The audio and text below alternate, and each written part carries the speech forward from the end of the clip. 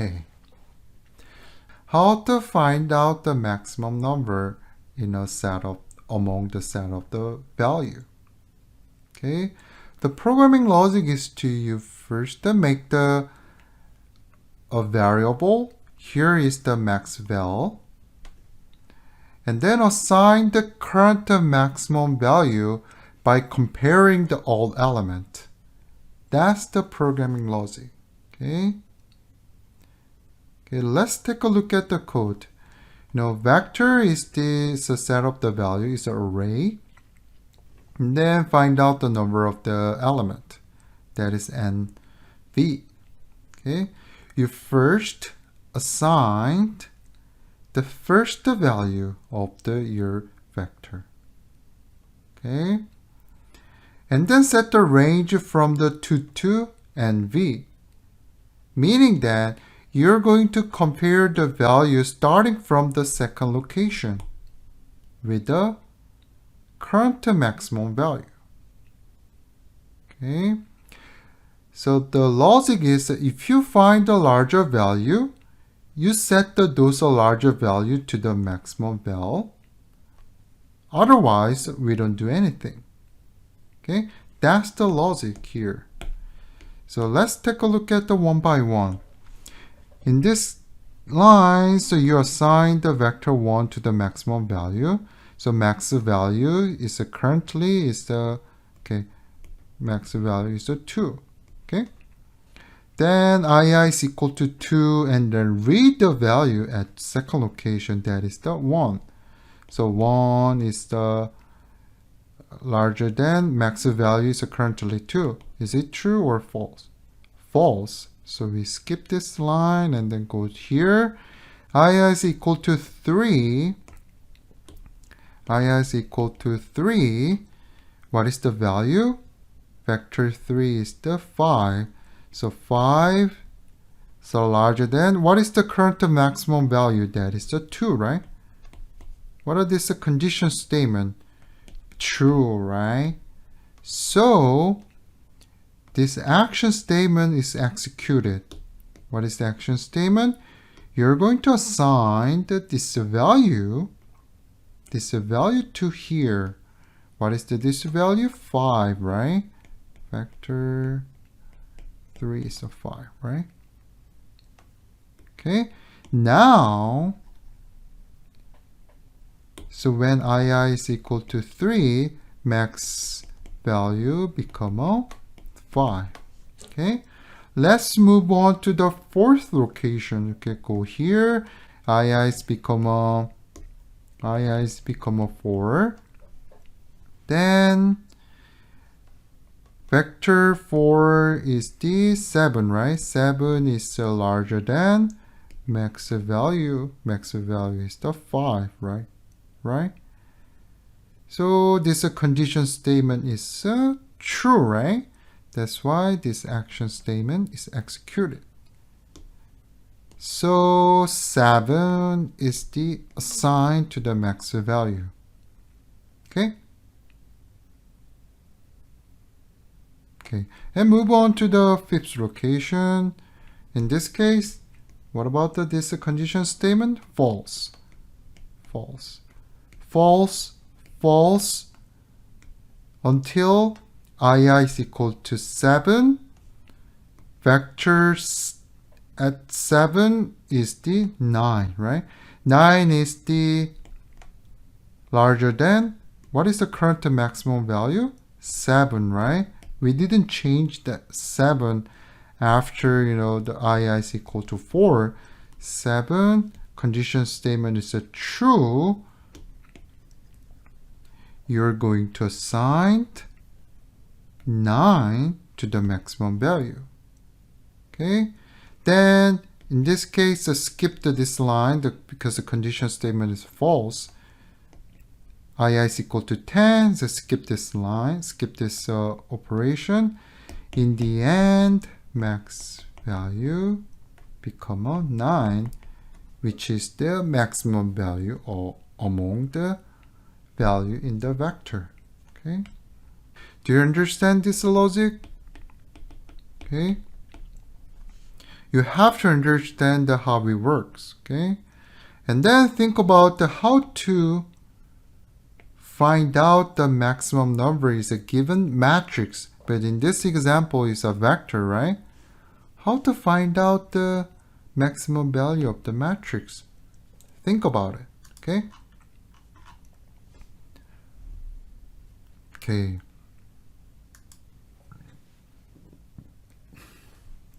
This is the min function, okay? The syntax is exactly same with the max. Only difference is the max is finding out the maximum, min is the finding out the minimum. Okay, let's take a look at just once this script.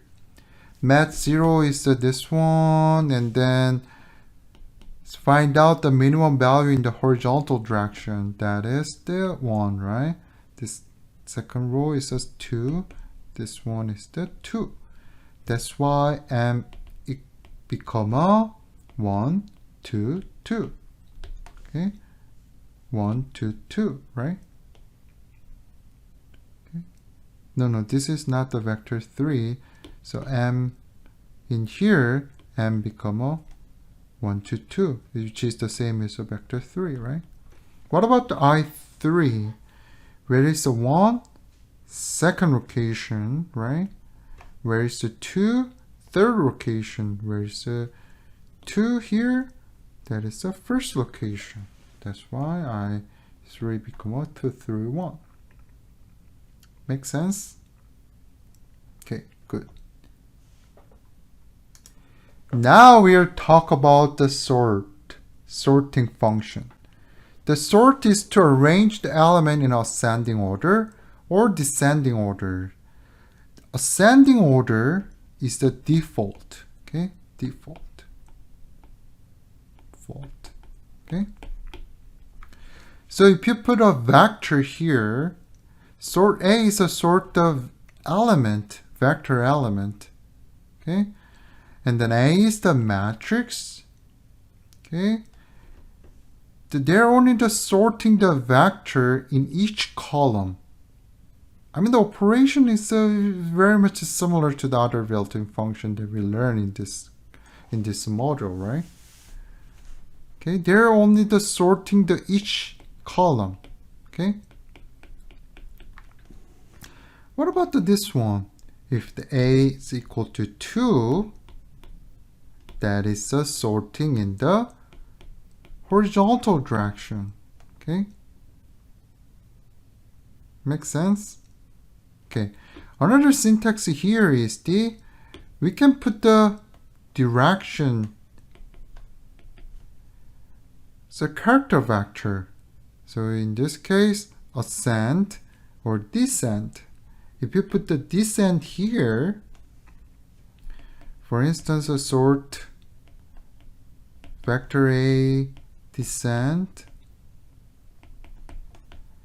this won't give you the, so sorting the element, a vector or matrix in the descending order. Okay, makes sense? And this syntax, this one, is to sort the value, and then the value is assigned to the B, and then I is the same dimension vector that includes the location of the corresponding value of the B in A. Okay. So in other words, I is the arrangement of the vector A into the B.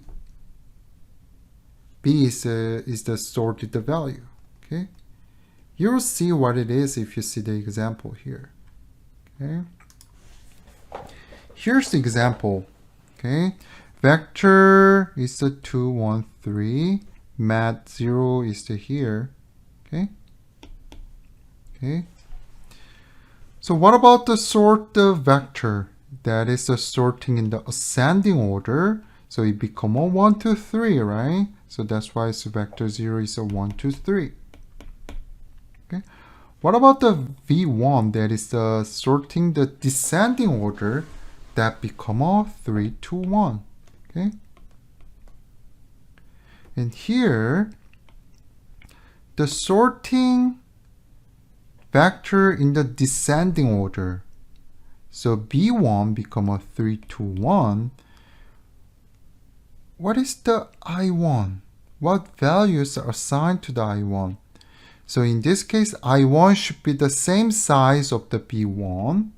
And then where is the 3 in the vector, in the input vector? In the third location, right? Third location. Where is the 2 in the input vector? In the first location, right? Where is the 1? Second location. That's why I1 become a 3, 1, 2. Makes sense? Again, here. So when you do when the element in the vector in the descending order, B1 is a 3, 2, 1, right? Where is the 3 in your input vector? Third location, right? Third location. Where is the second? Where is the 2? The first location, right? Let's delete that. First location. Where is the 1 here? It's the second location. That's why I1 become a 3, 1, 2, right? Okay.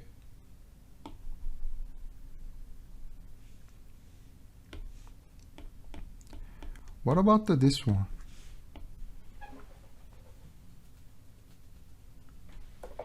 That become a P1. Can you understand that? How? I1 is the, index, right? I1 is index. So if you, okay, vector 3, 1, 2, meaning that we are reading the third element, that is the 3. We are reading the first element, that is the 2. We are reading the second element, that is the 1. So it become this one. That is the same with the B1. Make sense? Okay, good. Let's take a look at the matrix. Okay, matrix is the mat 0 is this one. So first, do this operation in the first dimension, that is the vertical direction. We are sorting the value in the vertical direction in ascending order. So it become a 2, 2, 4, 2, 2, 4, right? And then 1, 1, 3, 5, right? 1, 3, 5. And then 2, 3, 4, 2, 3, 4. Okay, makes sense? Okay, but here, I2 is the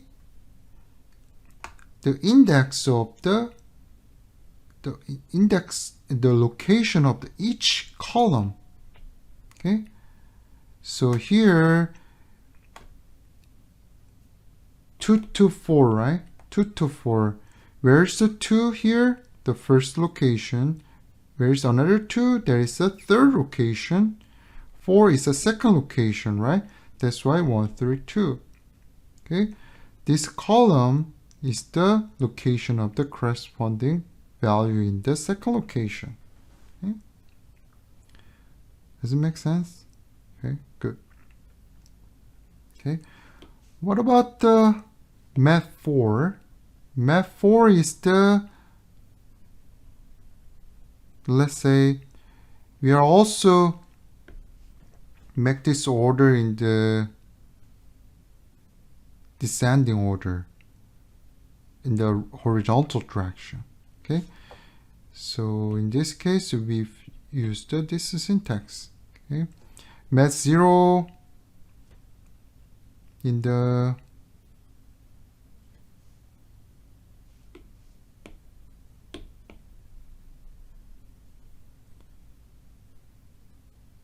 Okay, does it make sense? Okay, here we use the 1 and 2. So 1 is the vertical direction, 2 is the horizontal direction. Okay. In the previous slide, I mentioned that median need a sorting function. Okay. So how to replicate the functionality of the median using the sort function? That is the question. Okay. In the median, there are two cases. When the number of element is odd, the median is the center elements after sorting the value. Okay. But if the number of element is even, the median value is the average of the middle two value. Okay. So we need to have a if statement. We do this separate operation. Okay. By the way, how to check if the number element is odd or even? We need to use the rem function. Okay. Rem is the remainder, right? So remainder we divide by 2 is equal to 1. That is the odd, right? So rem is that mv is a number element is equal to 0. That is the even. Okay. Makes sense? Okay. So here I first sorting all the value is in vector. Okay. That is S vec. Okay. So this is the vector. I sort the vector in the ascending order. That is the S vec. Okay. And then I check the number element is even or the odd using the remainder function. Okay. In this case, number element is a 10. 1, 2, 3, 3, 3, 10.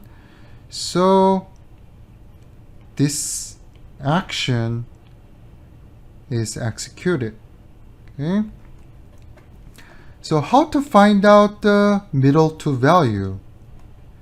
So that's a simple. We just divide by the 2. And then that value is the first location, first the middle value, and add a 1. That is the second middle value. Okay. So let's, there's a 10 element here. 10 element. 10 element. 10 element. It divided by the 2. That is the fifth element. 1, 2, 3, 4, 5. This one, right? And then plus 1. This one, right? That is the middle value for 4, right? So these are the S1, S2. Okay? It's a simple example. That's a 4 value. Okay? What is the middle two value? This one. Okay? So 4 divided by 2, that is a 2. And plus 1 is a 3. That is this value. Okay?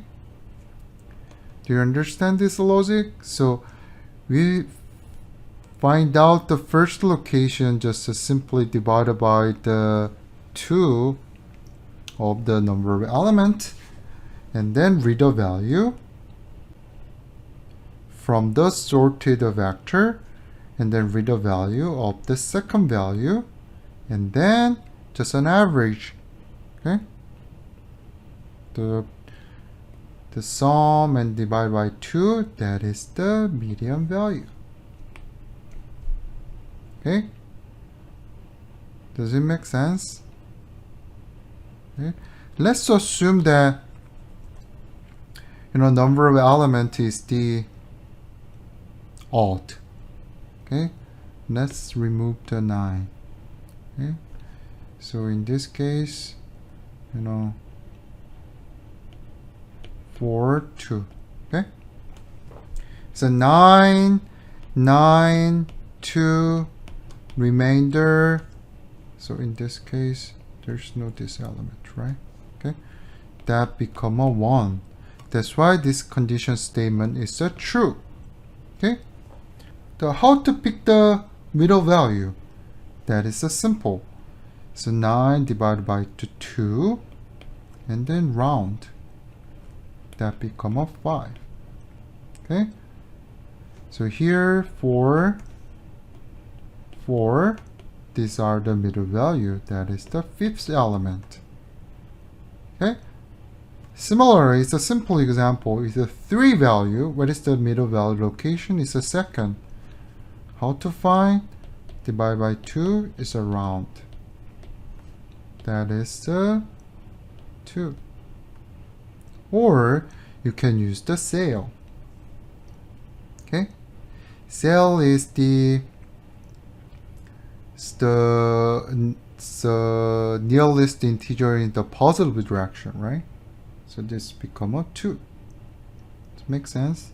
And then this one is to find out the index, the location of the middle value, and then reading this value from the sorted vector, then assign to the variable, the output variable that we are going to compute. Okay? Does it make sense? Okay, good. Okay, last semesters, I introduced a couple of the programming algorithms and learned how to turn them into a code, turn them into a script. However, in this term, I would just introduce one popular algorithm related to the built-in function that we learned, sort function. So the algorithm is the bubble sort. This is the algorithm to sort the value. Okay. The algorithm is to repeatedly compare the adjacent element and then swapping the value until the list is sorted. I briefly introduced how these algorithms are working. Okay. Here's the question. These are your vector. Okay. How to sort the value? It become this one. This is ascending order. Okay. This algorithm is basically swapping the value by scanning the top to bottom. Okay. So here, this is our input value, input vector. Okay. You first compare these two values. These are the ascending order or not. If they are not the ascending order, you need to swap the value. In this case, it's not an ascending order. Only these two values is not an ascending order. So we swap the value. So it become this vector because we swapped this two value 4 and 1, right? And then we are evaluating the second next to 2 element 4, 5. That is so here S is a swapping value, meaning that it's a 4, 1 are swapped. In this case, a 4, 5 is a ascending order, right? So there's no operation, do nothing. And then compare the next 2 element, the 5, 2, that is not the ascending order. We swap the value. And then 2, 5, right? And then evaluating the last 2 element. 5, 3 is not an ascending order. Swap. So let's take a look at this vector. Okay. The 5 goes to the end. Through this setup the operation, we can find out the last value. That is the 5 here. Okay.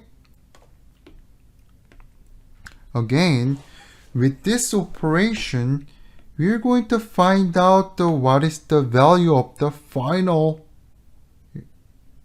element in the sorted vector. Okay, so in this case, 5. Okay, and then move on to the second step. Second step is we don't need to compare the last two value because we already find out the last value is the 5, right? So in this case, in the step 1, we are going to compare the 4 set of the value. 1, 2, 3, 4. In this case, we only need the 3 set of the value. 1, 2, 3. Okay? Makes sense? So step 1, we need the 4. We need to compare the 4 set of the value. Step 2, we need to have a 3 set of the value. Okay? By the way, how many elements in this vector? 5. Okay? Step 1, 4 set. Step 2 is a 3 set. If you summation of these two values is to become a number of element. Okay? Anyway, so let's take a look at the second step. Oh, sorry. Okay? 1, 4, ascending order, no swap. 4, 2 is not an ascending order, it's a swap, the 2, 4. 4, 3 is not an ascending order, it's a swap. And then you're going to find out the second last value. Okay, that is a 4. Okay. That is the second step. Third step is to compare the, we only compare the 2 set, right? First and second. Ascending order, no change. And then move on to step 4. We need to compare only the 1 set of the value. Then finally you will get the sorted value, sorted vector in an ascending order. Okay, that's the bubble sorting.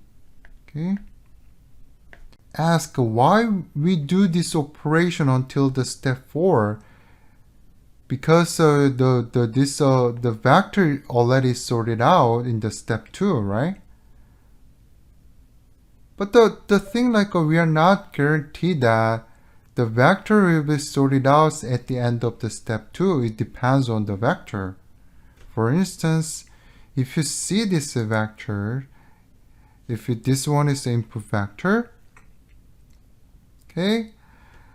So if you do the bubble sorting, every time you swap the value, here you will get this vector, and then second step you will get this one, and step 4 you will get this one. Even in the step 4, you need to swap the value in the the first set, in the first top 2 value, and then at the end of the step 4 you will get the sorted vector. Okay, we don't know what input vector is, so we need to at least go through the step 4 so that we get the sorted vector. Okay, does it make sense? Okay, to sum up with this process, when there are 5 elements, 4 steps needed. Okay, 4 steps needed. In each step, the number of action is decreased by 1. The number of action means the number of this set. Step 1 is a 4. Increase the step, there is a 3. Condition statement, and then this one is a 2, right? In this case, 1. Okay. So there's a pattern. So if you adding this step number and then number of cases, that is always a 5. Okay. Okay. Then we can make this process using this simple script. Only the less than 10 line. Okay, less than 10 line. All this the previous operation. Okay. How? Let's say outer loop is your step. This one is a step. How many steps do we need? Number of element minus 1, right? In this case, the 4 step needed. 5 element. So 5 element, 4 step needed. But so that is the number element minus 1. Okay, so we set the range 1 to the n minus 1. Okay, inner loop is this one. Number of the cases, number of this combination. Okay, so number of action, number of the condition assessment. Okay, how many this condition assessment? That is the NV minus II. Can you understand this syntax? Okay, why? In this case, how many times? Okay, how many times? 4 y NV minus your step number. So step is the first step. How many cases? 4, right? The step is equal to 2. How many steps? It's a 3. So MV minus II. What is this case? The 3, right? So 3 cases. So with the set the range is a 1 to n minus II. Okay? This makes sense?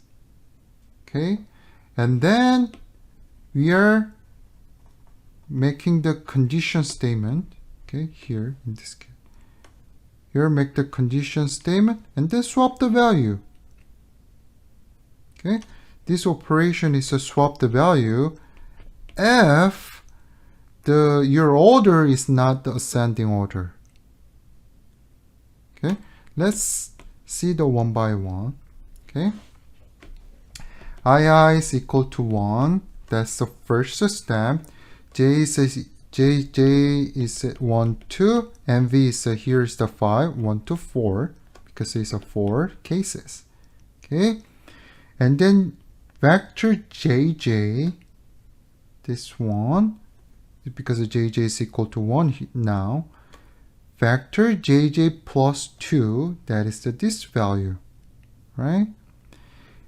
JJ first value is the larger than the second value, meaning that if the two numbers are not ascending order, you do this action, okay, swapping action. Okay, make sense?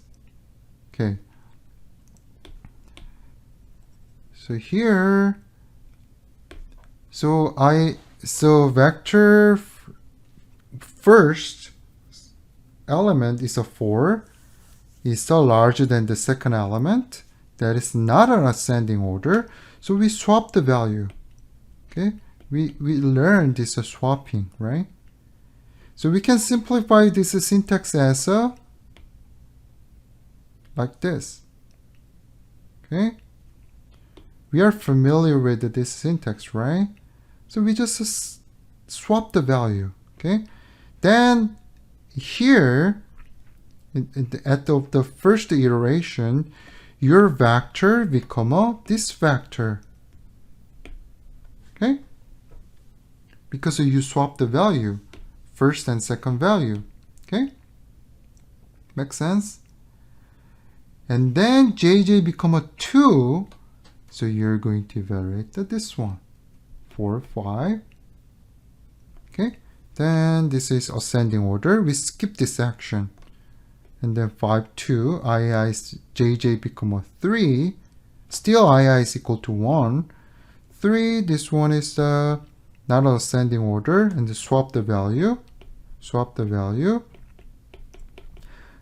5, 3 is not an ascending order. Swap the value. Okay. Finally, we get this one. Okay. So then So this value is still here at I is equal to 1, and then go up. I is equal to 2. That is the second step, right? And then what about this range? JJ is a 1, 2, 3. Why? This one is a 3 cases. We are going to compare the 3 set, right? Okay, and then JJ is a 1. JJ plus 2 is a this one is a check the ascending order. It's not an ascending order swap. And then up to the 3 cases. And then this one is at the JII is equal to 2. And then go up. And II is equal to 3. JJ range is the 1, 2, 2.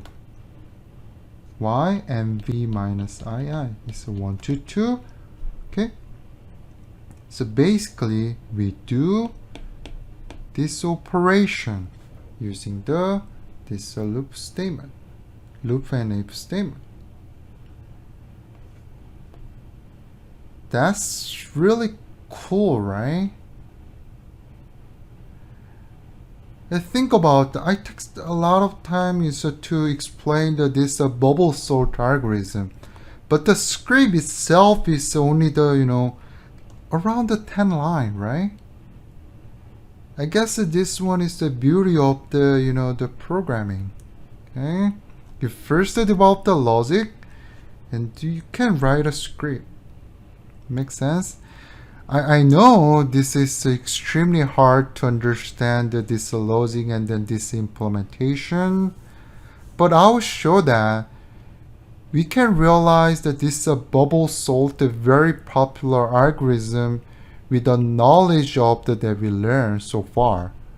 If statement and then loop statement. That's it.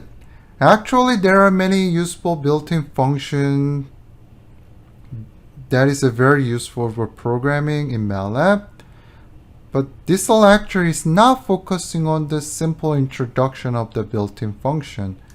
I'll highlight that the built-in functions can be established based on the programming logic, such as if statement and the loop statement or the matrix operation. Okay, that is the focus on this lecture. Okay, great. Next lecture we will learn about the operator, which is the most interesting topic in this course. Okay, see you next time. Bye.